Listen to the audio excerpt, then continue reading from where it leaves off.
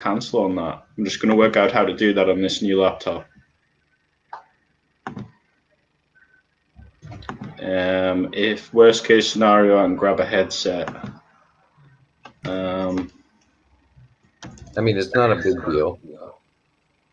I can hear myself a little bit. Yeah, I can hear myself a little bit.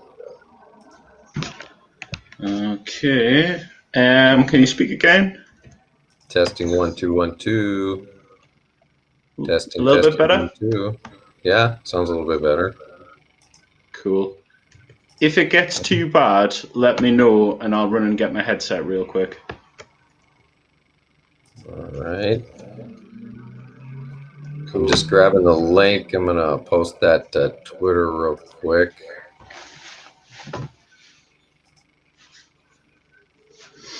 I'll just get my vapes in real quick before we start. We're live. Well, then, I'm encouraging vaping instead of smoking to everyone because I'm very health conscious.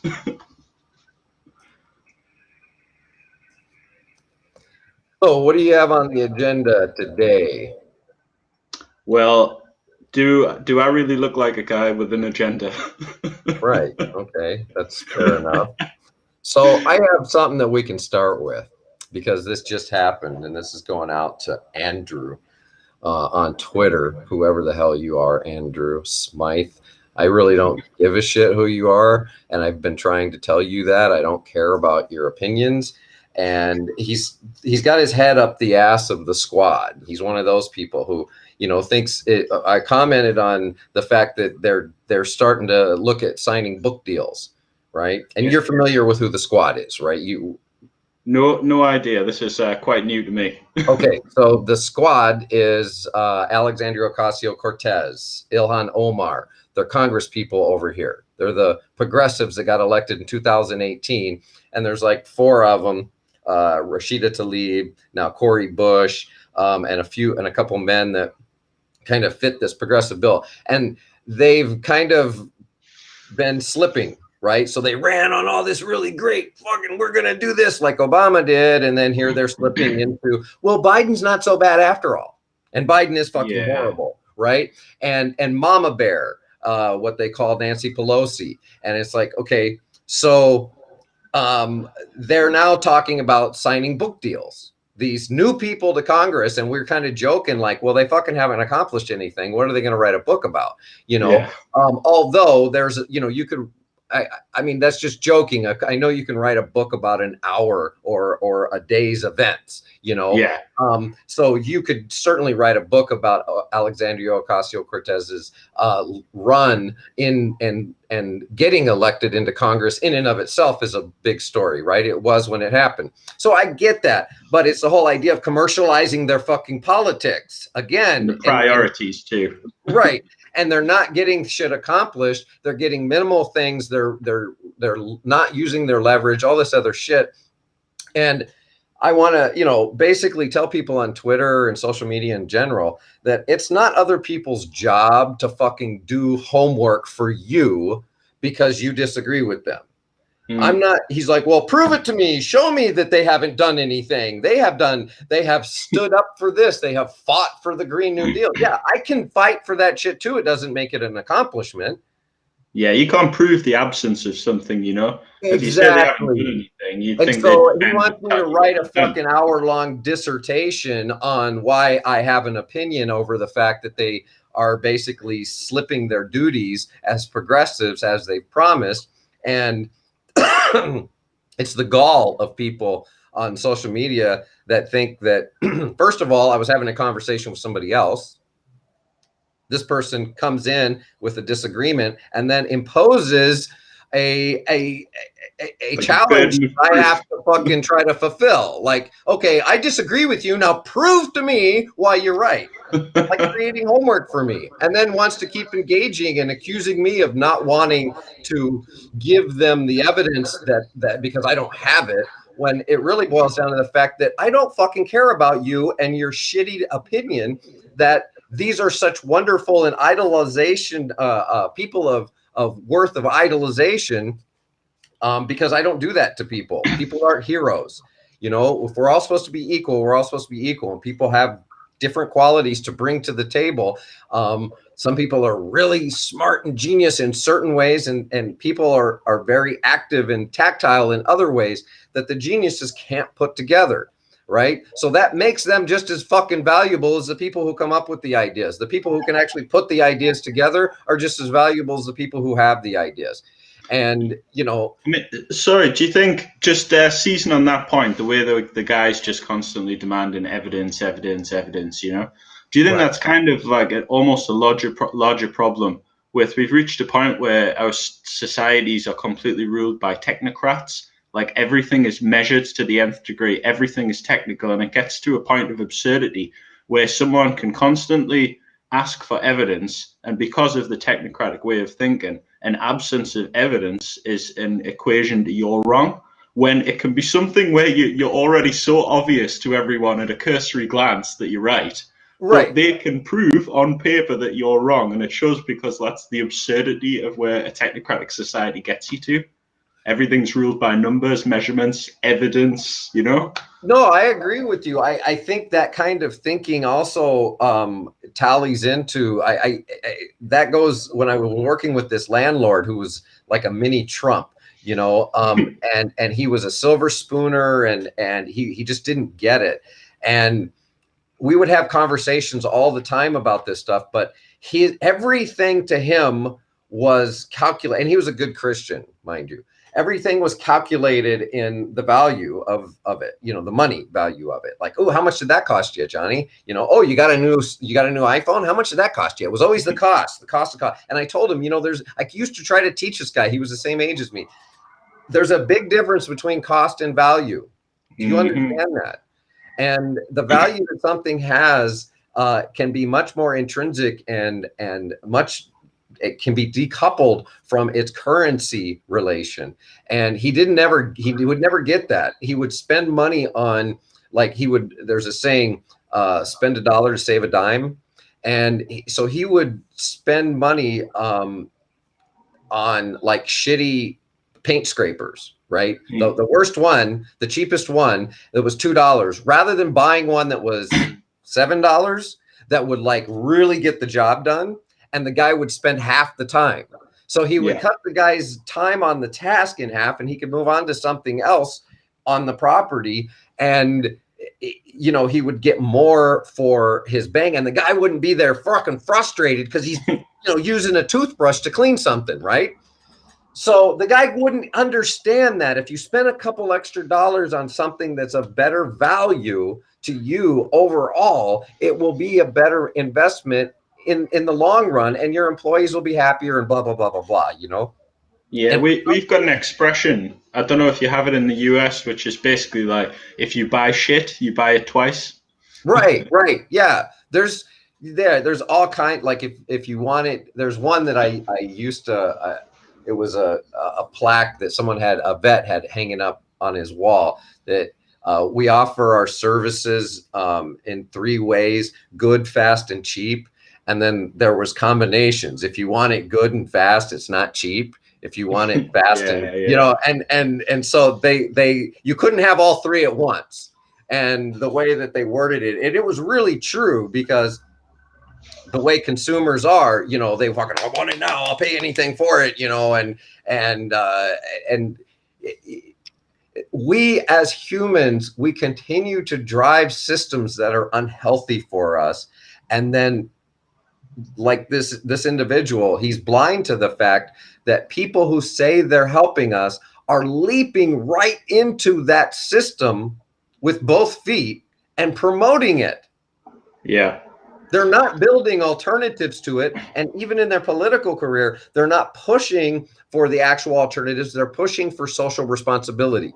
They're not pushing and restructuring business models. They're pushing to continue supporting capitalism as it sits. Yeah, they keep trying the same thing, the kind of progressives. They keep trying the same thing that to them worked once. So in the in the UK, we have a kind of the group we call the centrists, but a lot of them call themselves the left as well, or the centre left, or the moderates, that kind of thing. So they celebrate Tony Blair. So Tony Blair's election victory in '97. And they Right. say, like, well, we haven't had a Labour Prime Minister since Tony Blair, who got elected in the way he did. I mean, other than Gordon Brown's short stint. So they're obsessed with 1997. And in their mind, it's still 1997. And the only way to electoral success is to pander to the likes of Murdoch and, you know, the kind of the big press barons, the way Tony Blair did, and to get elected that way.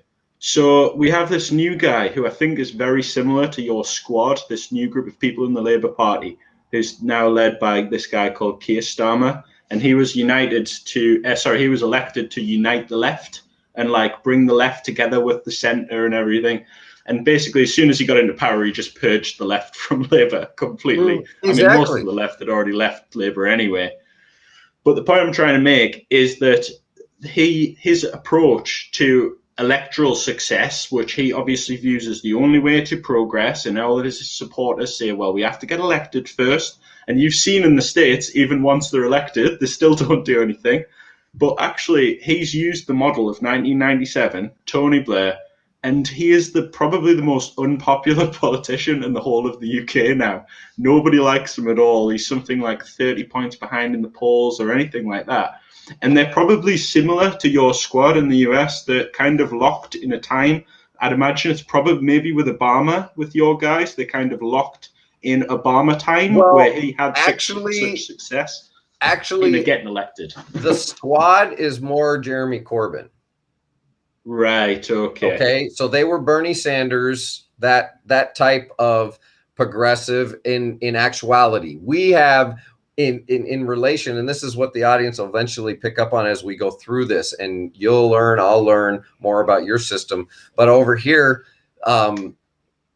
the Democrats, we have two parties. So you have multiple factions in your proportional representation model. We don't have that. We don't have small parties that then, like the Green Party, would then team up with the Democratic Party against the Republican Party in legislation. We don't even have representation in a third party that's strong enough to actually team up with another party. They don't exist. It's Republicans, Democrats. It's a kind of a bit of a myth that the UK even really has that. I mean, we don't actually have proportional representation. We have a kind of historically established third party, and occasionally another one will crop up. But I mean, they take such a tiny nibble of the vote. Right. We have these insane rules where when we had a coalition, or the few times where we've had a coalition, they've effectively just been the main party in power. It's not the kind of coalitions you get in Europe where they're actually really sharing power. Our political system is fucking archaic, man. Right, and that makes sense where the smaller parties, if they exist, like in this instance, you would consider the independents. Like there are independents in Congress who aren't Republicans or Democrats. There's very few. Bernie Sanders is one of them. And he caucuses and sides with the Democrats all the time. Right. So he's primarily a Democrat. That's where he goes. That's where he does his work. He doesn't work with the Republicans. He's against their policies most of the time. You know, they're the conservatives.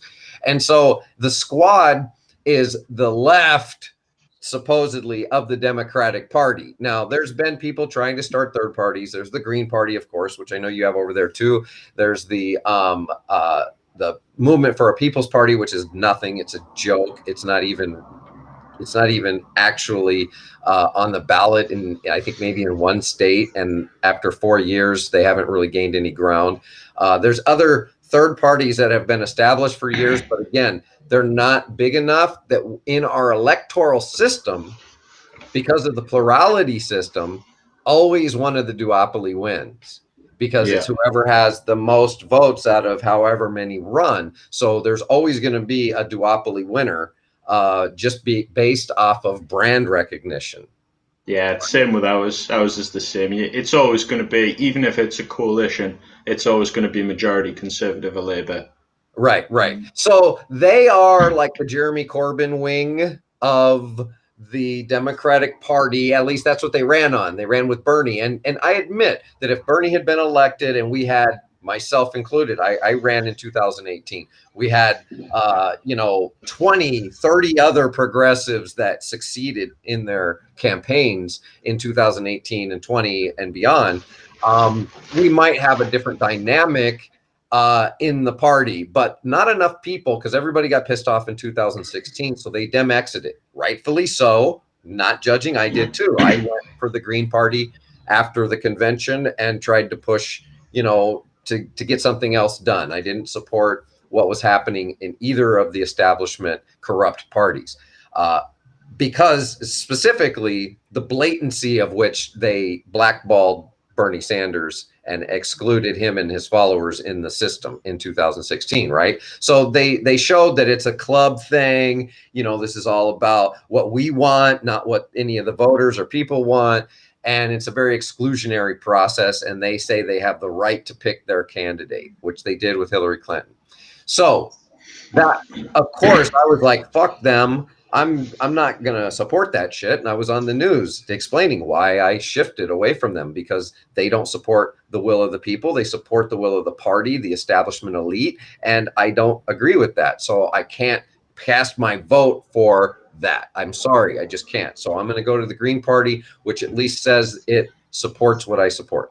Well, a lot of people did that. But when Bernie said and in 2018, that there was all this activity that, well, what are we going to do? We have no third kingdom, right? So if we look at these in medieval times or whatever, and these are just castles built with kingdoms, and the people have built them. They have built on the backs of the people who walk in the fucking doors. Every one of these chapters that I live, there's like 6 people. If we fucking had 12 people in the area that wanted to do something about something, we'd go take the fucking chapter over like they did in Nevada. I think the DSA in Nevada took over a chapter or something. Well, I was all for that, like dementer after 2016. I was like, the only way that can be reformed is if we all go kick the fucking doors down.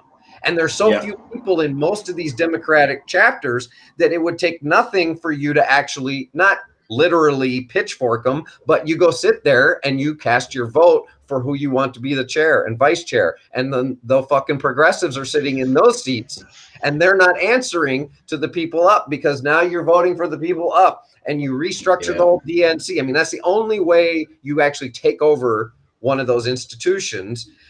Instead of standing on the outside bitching, saying, you're not doing what we want you to do. You people aren't doing. Stop you peopling it and go take the shit over, because it's open to the fucking public.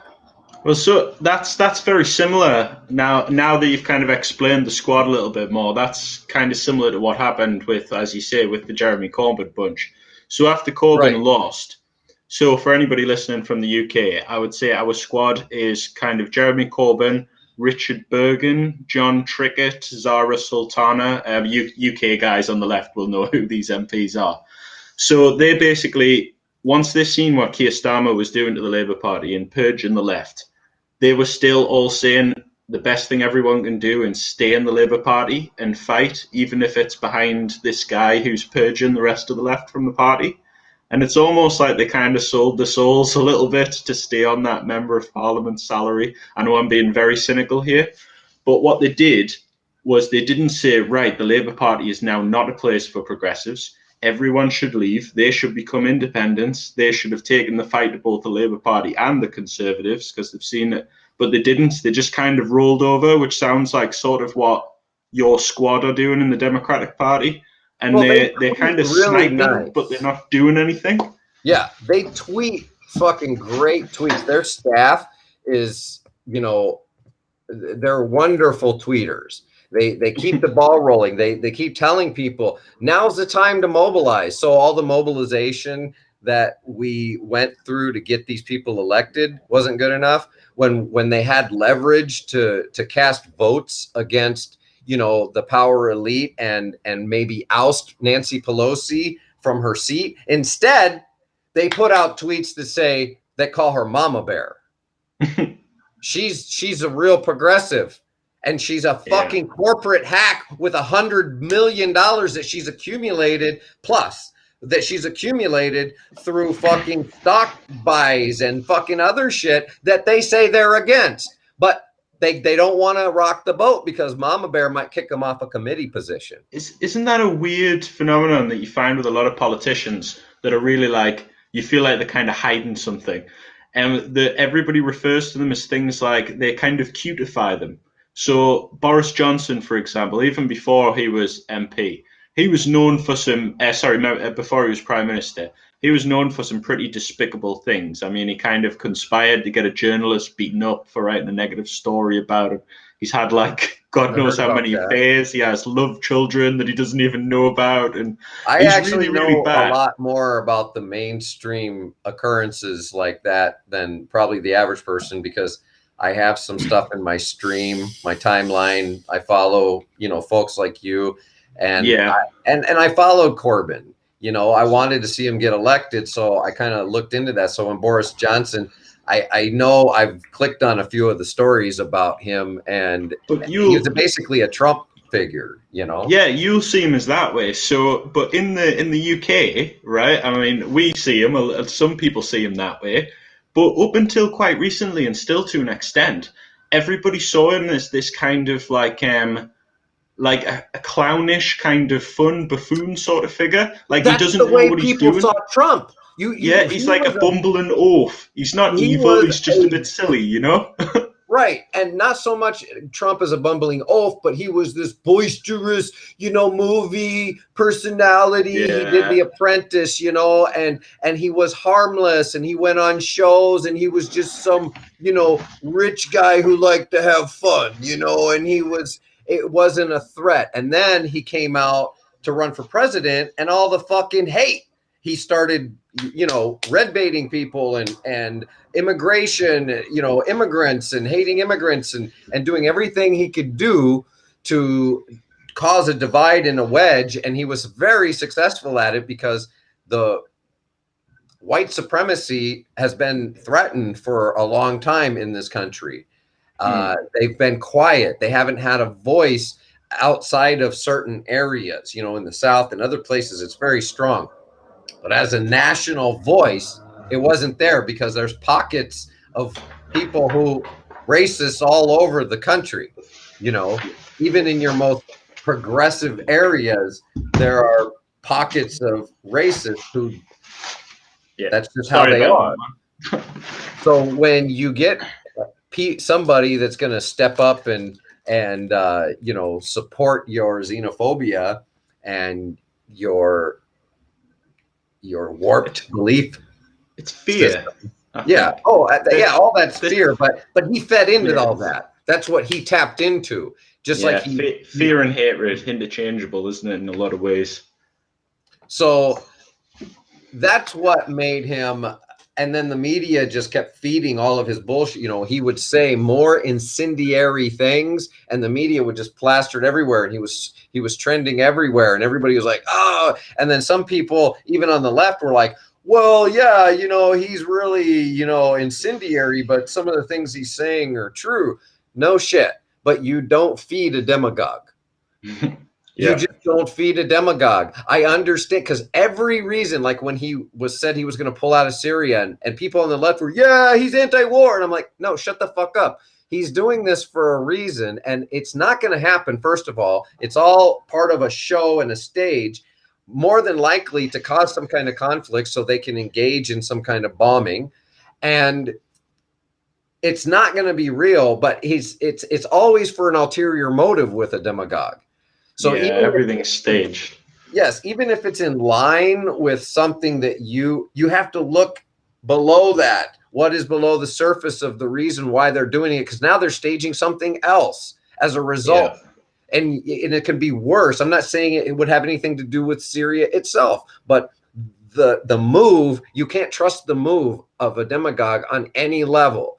So to be on social media praising Trump, which there were many people on the left who did this when he was doing this, and I fucking couldn't believe that they didn't understand what I was telling them. That yes, this might be a step you agree with, but you don't fucking go and praise him for doing it because all of the rest of his ideologies point to the fact that this decision isn't for the good of you or me.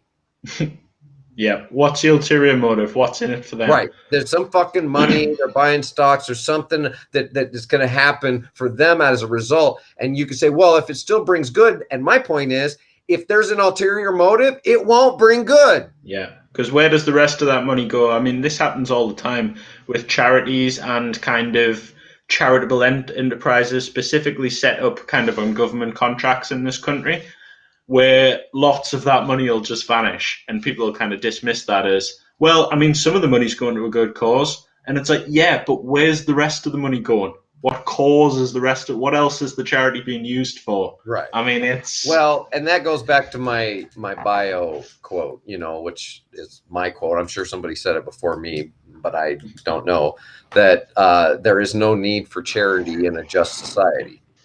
no, not at So, all.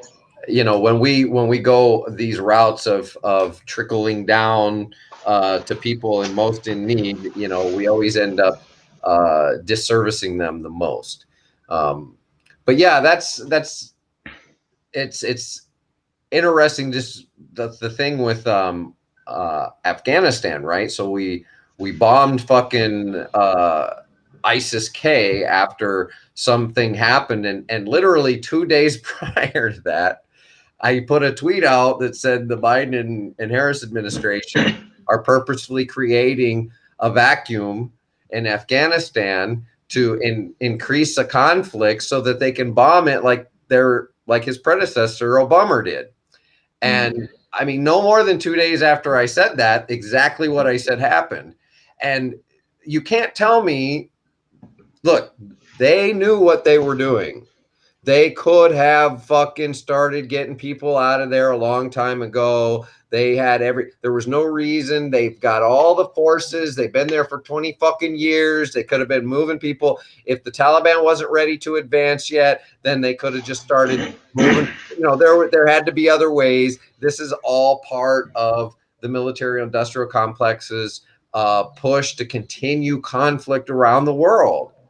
That's a great one, isn't it, for the kind of the center, the kind of the popular left or the center, the myth of Western militaries being incompetent. So, like, look at what our military have done. They are so incompetent. Look at our strategists. They're so incompetent. They could have planned this earlier. And when you realize that there's no incompetence here, they're doing everything exactly the way they plan to do it. There is a reason for the way they plan to do it. If they've got no equipment, there's a reason for that. It's Right. every single thing is planned. And that's what they don't take. Like, they just dismiss our leaders Exactly, as if being they have no incompetent. equipment. Our fucking military is the most bulked fucking military ours in the world. And for them to say that they don't have something available, it's because it's not getting to them through the pipelines purposefully. There's shit getting pushed from a shelf to somebody else because a general wants a little pad in his paycheck or something. I just think that kind of people get away with incompetence too much. And that's going back to what we were talking about Trump and Boris Johnson, about presenting themselves as these really incompetent kind of oafish figures. Even maybe not oafish for Trump, but still like kind of incompetent because he's so rash and brazen, and even though everybody likes those traits for some reason. So they foster the whole break things establishment. He's going to break things up, right? Incompetence. Yeah, rock the boat, man, and everybody's going to be happier because the deep state's going to get what's coming to them, and what they don't realize with a figure like Trump in particular. I don't know so much about Boris because I haven't watched him, and lived through that. But I know Trump's personality. I'm a psychologist by trade, and I know personality types. There's only so many that humans have anyway, and he's a certain personality type that's easy to identify, especially if you're somebody in the recovery community. And he's fucking full of shit. He's a liar. He's a cheat. He's fucked people in his business his whole fucking life. He's done stupid shit like call as himself to brag about himself to the media. I mean, who fucking does that? And then you turn around and trust him with the country. I mean, that's my problem with the guy, period. Just his whole makeup of who he is. He's not a good businessman. He has cheated people. He has admitted to it.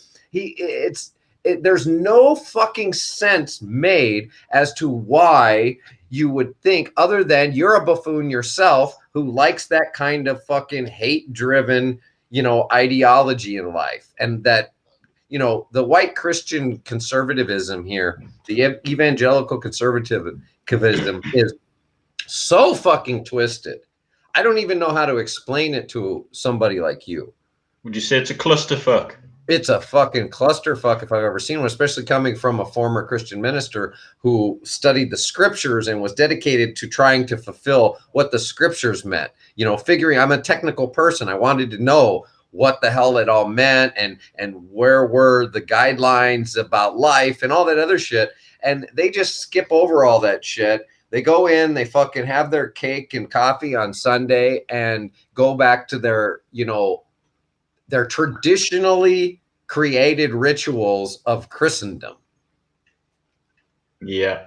I mean, it's kind of it doesn't really apply to Trump as much, but what I mean is sort of that kind of oafish, not necessarily oafishness, but that kind of almost pompousness. Because I mean, nowadays, when you really take a step back, right, just purely objectively, religious figures dressing in the kind of robes and things like that in nowadays kind of does look a bit odd, doesn't it, to somebody who, like me, who doesn't come from a religious background.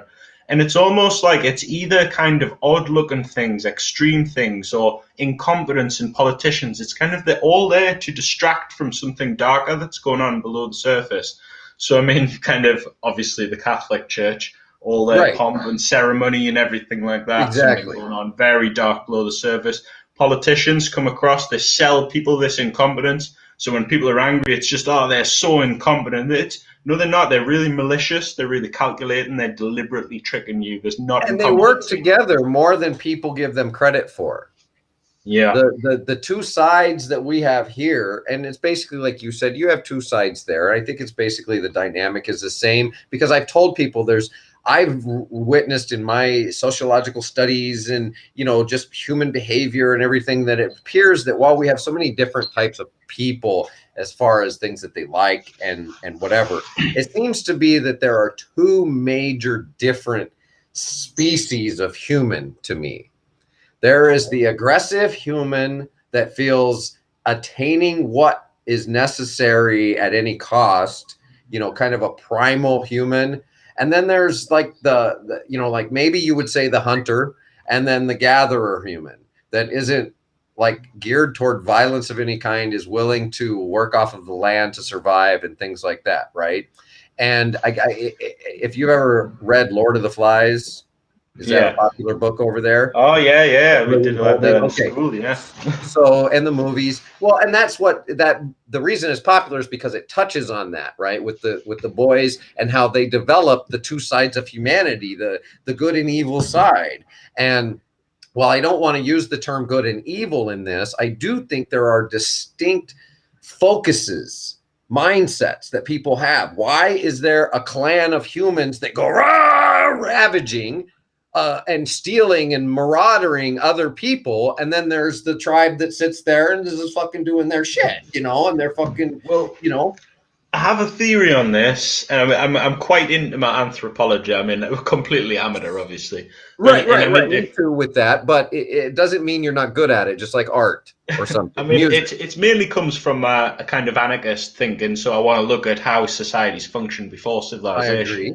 And the way I see it is actually most people, by and large, I don't think are angry. I think all of us, almost without exception, have a kind of primal rage inside of us that we can call on for very specific situations that a hunter-gatherer would need, like if they were attacked or something. But I think for the most part, we aren't. I think our frustration and quick to violence and things, I do think there is two different people. But I think one set of people is a massive minority who have managed to almost take over and shape the entire of society all over the world. And they have shaped it in there. So they're the ones I that agree with decided you. I one don't day. think that it's a majority, because I've told people if a majority of the people were like that, we'd all be dead. Oh, it's tiny. It's Yeah. tiny, but this tiny because they are almost, in my theory is that they were the first ones to come up with extreme forms of things like trickery, deception, greed, Right. things like that. Oh, The sorry, malicious manipulation, the trickery. So like marketing, low the cunning. manipulation of marketing, the conditioning, understanding how humans are animals subject to classical conditioning, just like Pavlov's Yeah, dog.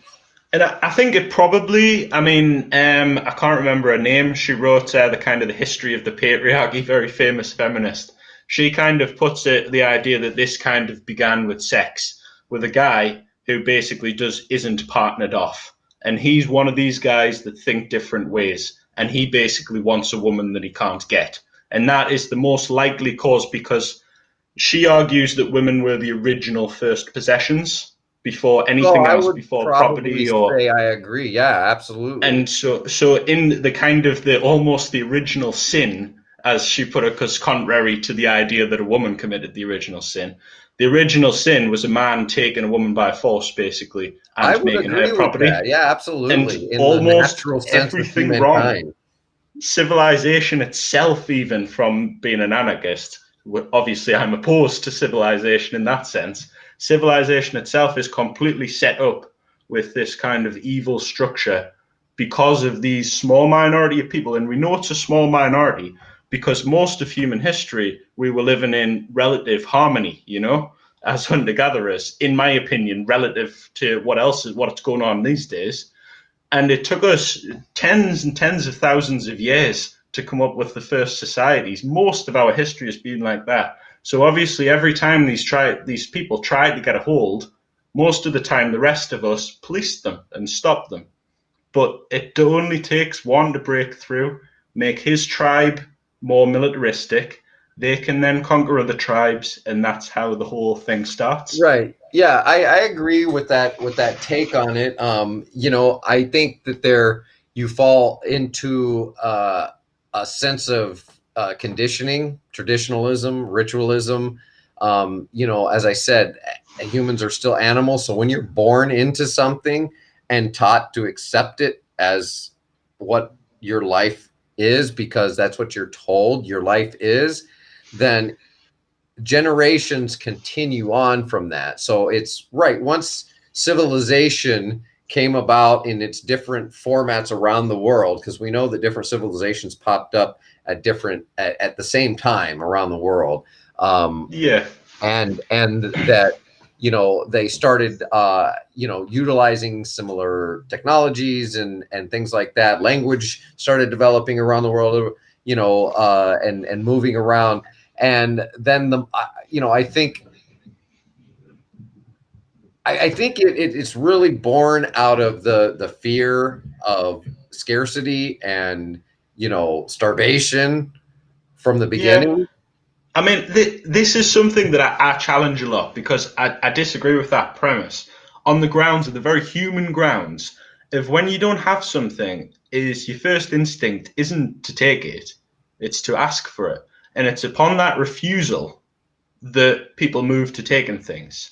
Well, no, I agree, but it's after you've had, look, they just fucking there was an article that one state is refusing to accept Joe Biden's food plan for feeding kids at school because they don't want them to get used to eating.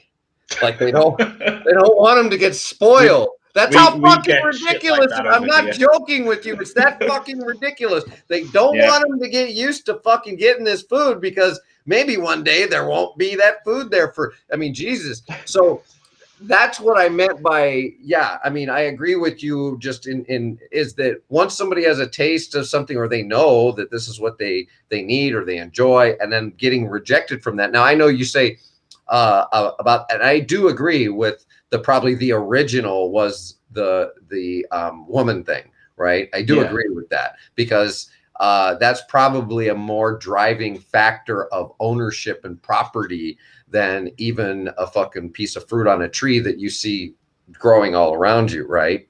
Yeah, and I mean, you can argue that that was scarcity as well. Maybe everyone in the tribe coupled off and this guy was left. But I think these tribes weren't isolated for the most part with what we studied in large parts of the world. They actually came together in these nomadic Now, civilizations but for like several years. If what about somebody natural didn't, charismatic leadership?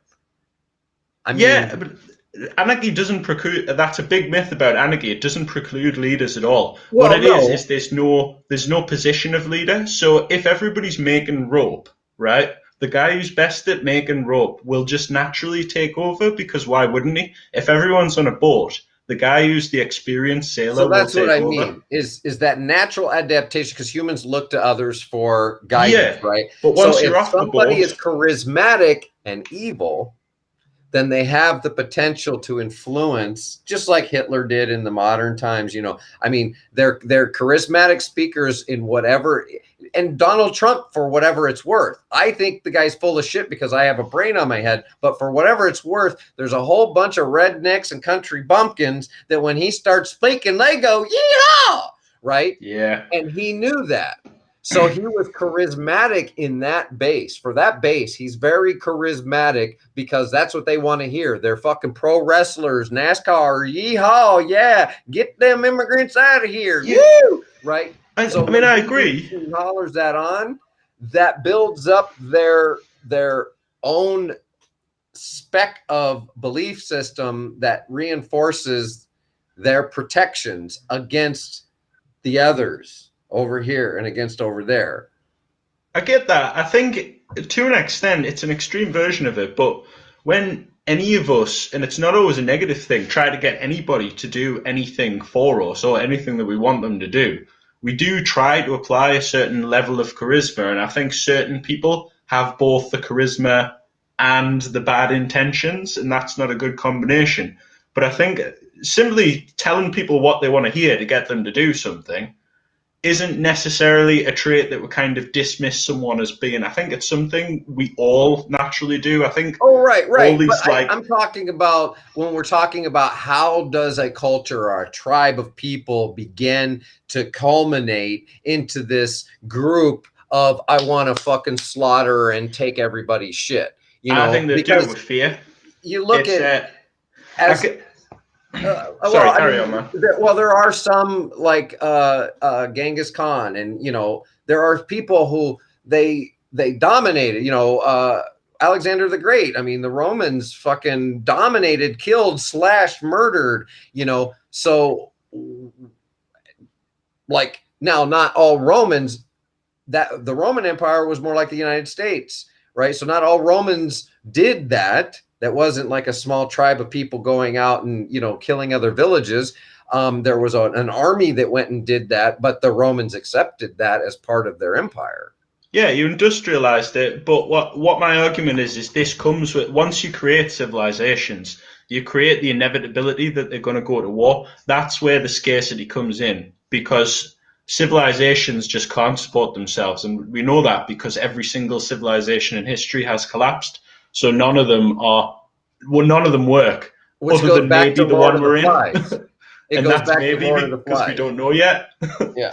Because So that's every basically what single they tried to do in Lord of the Flies was they were creating their civilization. They got the conch, and whoever held the conch, we had rules, and then they yeah. broke up because they didn't agree with those rules. So then you had two tribes in that civilization trying to battle for what was more important, and it demonstrated how no matter where you are, even the innocence of children, when that gets introduced, there's going to be conflict, and it leads to war. Basically, is what the message of that It story does, is. but these kids came from a normal civilization, though, and like you could argue, I hate to use this expression, but they've already been tainted by Right. civilization. So True. you need a pure test, which, as close as you can get, is tribal cultures that still exist in this world, and what we know about Native Americans and Native South Americans as well, because history about that is so recent, although still quite heavily Right. Right. distorted. No, I get you. So the question is, how would you reverse society? How would you reverse civilization? My answer isn't. Well, You aren't going to still like it. not giving up some of the evolution that is not necessarily bad. Like is this bad? No, and Right. I mean it's going to require going to. I think eventually a more primitive society. There's no way around it. But I think in terms of how do you do that nowadays, I think climate change is going to do that. I think it is inevitably going to do that. What about Even the if we Venus do Project? everything we can right now, it's still going to lead to massive, absolutely massive upheaval. Nobody's really talking about this enough. Even like if we follow the plan, we are still going to get death on an untold scale. And Mm. I'm not saying that's a good thing at all. I don't want to make it sound like I can't wait for this or I can No, get no, mad at I this understand what you're utopia. saying. I think after probably around the 60s, we had the potential to create a utopia where we had I mean, you see like sort of like videos of scientists All from the the shit in 60s the talking about fucking like in how the Space Age scarcity's books. over. They were And then we writing just about it fucked in it the all up. 40s and 50s, right? And so Yeah. we should have been We, working on it in the 60s because they had yeah. already dreamed about it. They had flying cars and shit in their minds and everything back then. And I agree with you. If we can imagine it, what my experience is, it comes to be. I mean, Yeah. if humans can think it up, like even in a story book, like space travel, it's only a matter of time before we get to that, Yeah. and how much we focus on it. But that's kind of what brings up what about the Venus Project? Have you ever looked into that? You ever heard of that? Is this one of the? Is this the one with the balloons, or I don't are know you about talking about the balloon. planet Venus, or is it just No, called no, the no, Venus no, no. This is Project? it's just called the Venus Project, and I it's this thought you guy went all who Elon Musk. no, it's a resource. It's a resource based economy. He has like even thought out like the layouts of cities, like they're circular based. Yes, I Right, right, have the okay. raft cities and Right, things. I know what and you mean. then Yeah, machines can even there's like these huge machines that build like the houses, and the houses can be stacked and added on to. If you have a new child, you can put a new bedroom on, and but yeah, yeah, the cities kind of branch, so you have your central area where everybody would go for shopping and commerce, and then as it goes out, you have different living quarters. But uh, the way that the economy works is everybody's needs are met, and it's called a resource-based economy because we're not working with currencies. And I think it's a wonderful utopian conceptual idea, but we would be at least 100 years from it, because of well, how much we had the conditioning. tech. We Well, just not didn't even just have the tech. I think the the tech drive. we're maybe 50 years from. But as far as the willingness on all of humanity's part to come together and say, hey, that's a good fucking idea. Instead of fighting against it, we still need fossil fuels. We still need to use coal. We should have been done with that shit 20 years ago. Well, yeah, so this is my theory is if we'd kind of started then, I mean, it's not my theory, I've read it from other Right. commentators Sure. who know a lot more than me. But my theory is had we started then, we could have had our kind of, as a political commentator in the UK would say, luxury consumer communism, which is basically we can fly all the way around the world on our fusion powered cars, we can have holiday vacations wherever we want, we can eat whatever food we want because we have limitless energy and everything. And now because we didn't do that, we don't have the resources to do that now. So now we have to have a much different, a much bleaker, not necessarily bleak, I don't want to say that, but we're not going to have the shiny Star Trek land Right. because we've used too many resources. To dig that amount of resources out of the ground to get us to that point would pretty much destroy us. So now we Right. have to be looking at very small scale, local. I'm not saying I'm happy about that. I just see that as the only choice. And lots of us, I don't think, are going to make it, particularly in the equatorial band, third world, places like that. We're going to see famines, superstorms, things like it. It's not going to be great. And No. just to repeat, I'm not happy about it, but I think it's going to happen, you know? I'm with you. I'm one of these people that, like this asshole on Twitter would ask you to prove that. Yeah. And Well, I'm like, I look, just show them the IPCC report and say, right, is anybody changing anything? No. yeah. And I mean, I would point to the MIT study that came out the year I was born that's been that now they're looking at and going, oh shit, that happened. Oh shit, that happened. Oh shit, they were right about that. And now they're saying that, 2024 or 2040 is when they predicted the ultimate socioeconomic collapse of our whole world system. And based on the capitalist fucking model of overconsumption. I mean, we have warehouses of shit that people don't need just sitting there. All those resources that you're talking about that could have been put into place for other things, look at all the cars that are manufactured every year that sit on fucking lots that people can't even afford to buy.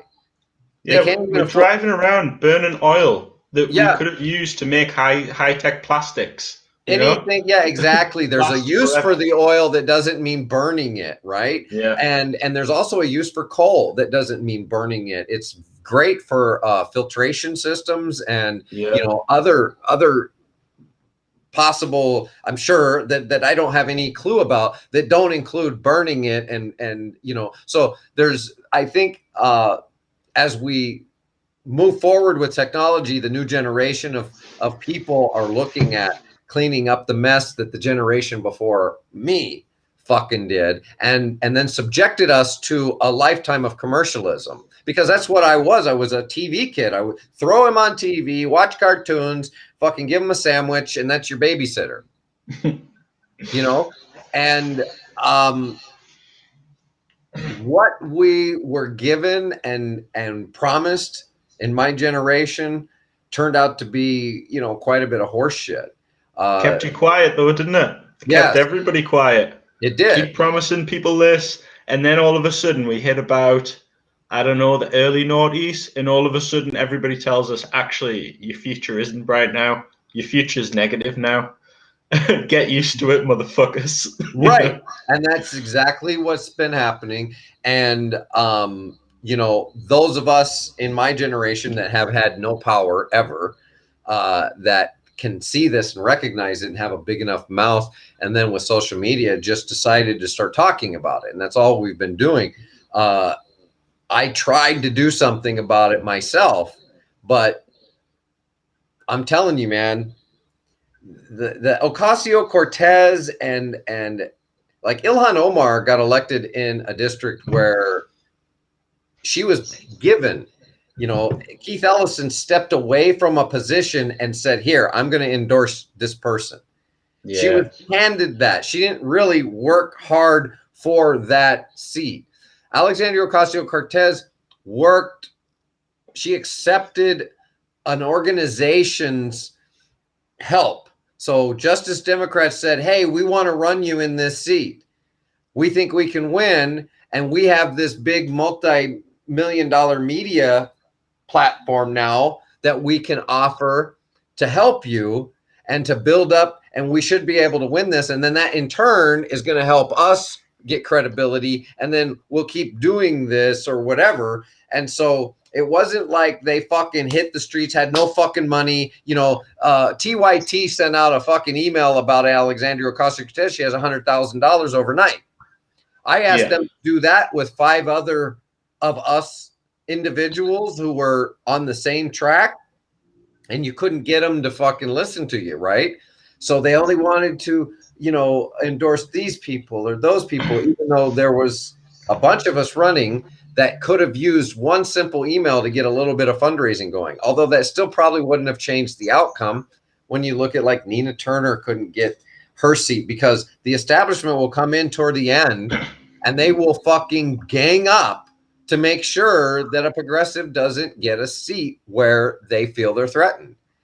And sometimes one gets through, but that's like fucking, there's only 5 of them out of 435. There's only like 10, and I'm giving you a couple there.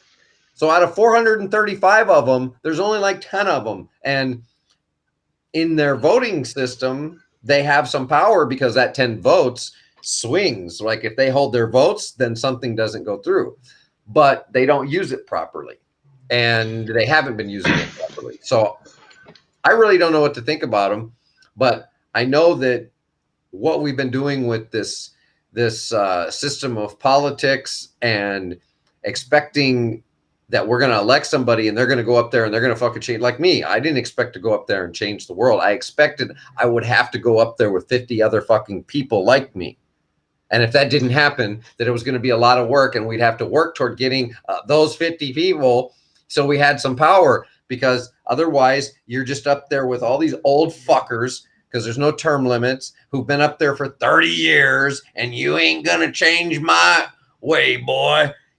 Come up here changing my You way. can't change the top, man. The top is just like joining their system to change it at that level. It's just like jumping straight in the mud. You'll just be bogged down with all of their crap. I mean, my newest approach, which I think is an idea that might work, is you get a kind of a movement, but it's loose in a sense. And the whole purpose is that every community, everybody in the local area, identifies something that basically everybody hates about the local area.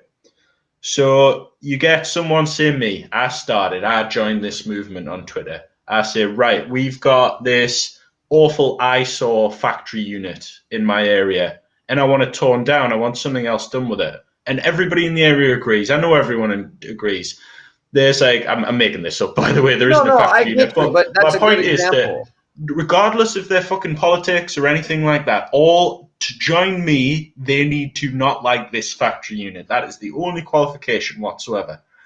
We get together and we do something about this factory unit. All of a sudden, I've got a decent sized group of people who have all just seen politics working in action. They've just seen direct action happen. Locally. What can I then use them for? Or what can, a better question, a more anarchist way of putting it, what can we now do together? What next issue can we do?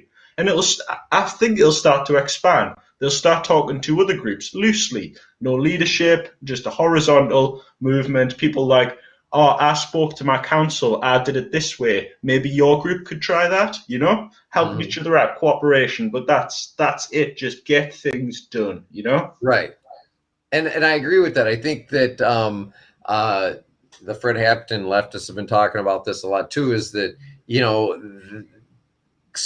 starting locally, going to your local city council member's office and telling them that we want this done, going to your mayor's office saying we want this done locally, and starting not about changing politics, but you have to go through these people to get that shit done. Usually you do, unless they can't. And then that's where I'd argue that you just do it anyway. Well, what I mean is you don't necessarily have to go through them, but it helps. Yeah. There's it's your local connection. There's nothing wrong with community. There's nothing wrong with going to the mayor and saying, hey, listen, so a bunch of us got together and we want to do something about this. Do you have any, we're going to do something. Yeah. Do you want to be all a part of this, and let's get this done and do something right? Or that's going to involve you, or what, because we want to do something, we're sick of it. And so that's what I mean by that, is you don't have their permission, but you're willing to include them in what's going on and let them contribute if they have contribution. If they say, oh, you know what, we have some funding set aside, we can get a dump truck and a this and that, and we can start tearing it down, and then we can decide what to do with the lot. Then great, thank you. Finally, sorry we had to push you to do this since you guys were so busy, but I'm glad we got this done, right? So that's how you would work with your local, governments in that way, exactly, is by basically making them do their fucking job. Yeah. It's their job to fucking provide for you. Don't ask their permission. They work for us. I know that's not really how it works, but let's start treating them like that and just saying, this is what we want done. Can you help us? If they say no, just be like, okay, you're not going to help, but we're not asking your fucking permission, We're going to do it anyway. Exactly. It's our community. We own it, not you, Yeah, and when you deal with private properties and things like that, then you get enough people together and you cause enough noise locally, and the shit will get done. You're not going to get that done with a congressperson. A congressperson's not going to get a local building fucking torn down for you. They might, because they have a little power, but that's not the approach you're going to take to deal with something, a municipal issue. And so I agree. And, this also leads into providing resource labor for people, right? Yeah. I mean, that could be a potential resource for a job guarantee where, you fucking, we need 10 people to start tearing down the walls of this place, and there's 20 people out of work. Let's put 20 people to work on it, and we'll get it done twice as fast, you know, and we'll give some people some income in the meantime that's guaranteed for the life of this project. But, you know, that's where I think our attention needs to be. And, Yeah, you know, local. whether it's, and I'll learn more about your anarchist approach. You know, I'm a socialist. I know people say I'm an anarchist socialist. I'm still working on that defining, and maybe that'll be a topic for a next show, because we usually get on these, you know, general topics of current affairs, which is important anyway. But I do agree that we need to work at things on building our own structures, and fuck the politicians unless they're doing shit that, because we live under the laws that they pass. That's where our involvement comes in, is, and you know, we can't just ignore the laws even though we want to be anarchists. We have to understand that that puts us in, even if they're bad laws, then we have to rise up and you know, try to get them abolished. I don't know how the American legal system works. It's heavily based on ours, so I think it'll be similar. So we have criminal laws and civil laws. Right. So a criminal law effectively is what you can get arrested for. Right. In a civil law, you get sued. You're not supposed to be able to, but you still do. Yeah. It depends. But yeah. If there is enough people on a community action, so I'm not talking about a protest or something like that, because they attract militarized police. But if you get a community action, right? So you've got guys from the community, you've got a derelict factory unit. Some private guy owns it, but he hasn't used it in fucking years. He probably is just sitting on the land, right? They all go and they just start dismantling the building. They've went through the proper channels. They've had no every time. The police turn up. I mean, they're going to shut you down. But then you go back the next day and they're going to put civil action, like stay off the property or anything like that. But it has actually happened. But the problem is, in this country, the people who get away with it are like middle-class people with a lot of money. So they'll decide they don't like something in their community, and they find they get very little obstruction, even if they get no off the council. The police don't treat them the same way. Right. So I'd imagine if you went to like a kind of a concentrated ethnic community or something like that, they'd just fucking lock up every single one of them straight away. And that's what happens. Yes, you're absolutely, that's the way it goes. Yes. We do also need a more semi-militaristic approach that is not protest, because protest has become, in big demos, have become useless. Well, that's why I think you're on the right approach with how you're talking about is the building and activism aspect of it. Is, you know, you go and you just take part in something. We're building a cooperative, right? Yeah. And that's a positive step in the socialist direction, because if there's nothing to replace capitalism, then all you're doing is bitching about a failing system. There has to be something to replace it with, and say, hey, that shit's falling, that ship is sinking, we're the ones with the lifeboats, get over here. You know, we're already on the lifeboats, you know. Right, exactly. We're getting out of here. Exactly. That ship is sinking. And so if you're not building those rafts and those lifeboats for people to get off of that sinking ship, then, you know, you're really just blah, blah, blah, blah, blah, blah, blah. And it doesn't have to be huge. It doesn't have to be huge. Again, this goes back to conversations other people are having, is getting involved in something. Like, it doesn't even have to be your own community, because our co-op isn't, you know, it's national. It doesn't have to be physically your community. And it's small, but it's still in the right step in the right direction, and it's going to take a piece of that pie, right? But if you can't do something remotely, and you have things in your local community that you can get involved in, where you're changing the structure and you're starting to change. I've got my son's friends who are now, just as I talk about work equity, labor equity, and I get going, I get rolling, you know, and I'm like, why the fuck should you be getting paid, you know, 100 times less than the boss up there just because he rides around in a truck? He's been doing it for 20 years. You're doing all the painting. And then they go, yeah, you know, and their heads are, damn, that's right. Why should? And I'm telling them that the only way we're going to change our society is if all workers own the means of the productive resources. I mean, like we talked about before, I don't want to make my own clothes. There's going to have to be people who make clothes. They're going to get paid for that. But how they structure that system and that pay system is my business as a labor advocate. And I'm going to say, if you're paying if they all are fair owners or they're partners in the business or whatever, and everybody's taking on an equal amount of risk and getting an equal amount of reward for the labor and the time that they're putting in, I'll buy my fucking clothes from you all day long, brother. Let's do it. Yeah, yeah. And that's where we change the system, because we all want things. I mean, I like to eat at a restaurant. Is the restaurant paying the fucking servers shit wages and they can't even survive on? Then I don't want to eat there. It's like, kind of on a note, I won't talk about this too long, so it's going on a new thing. But I mean, there's a theory that without currency, if people love doing things, they'll still do them, And people love making clothes. People love cooking for people.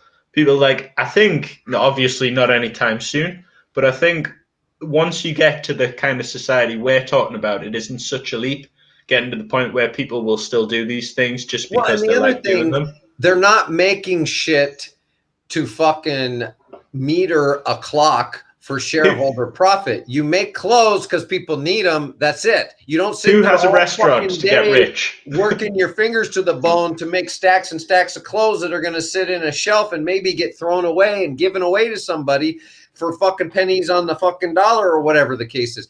You're making something at request or at the capacity of consumerism that is necessary, not this overabundance of consumption and productivity that, like you said before, is really ruining resources, is stealing resources away from what could be much more productive human activity. Yeah. Sounds like a pretty good place to leave it. All right, Freddie. Well, good discussion. Glad to see you. I can't argue with that. Yeah. So that's good. And well, I think this system, this Restream system, works for what we're doing, and we just got to get more people interested. Maybe I'll start an actual channel, YouTube channel, just for this. But we haven't had anybody really tuning in. Are we recording at the moment? Yeah, it's on YouTube. Yeah. So do you want to just send me the links and stuff afterwards, and I could maybe do some promotions so people will watch the show after the fact, and then maybe they'll think, oh, I'll go watch that next week. Those guys are so fucking interesting. They're both geniuses. Yeah. So usually what I'll do is I'll start the stream, and then I have to go to the YouTube channel and refresh, and then it'll show the new live video. So once it connects, it automatically starts doing a live stream. And then I refresh the page and it'll show the video. Then I click on the video and grab the share link, and then I tweet it right after we go live. At least that's the process I'll probably continue using. So then if you hop on your computer, if you've got Twitter going when we start, then anyway, folks, we'll end this stream here. We'll talk to you.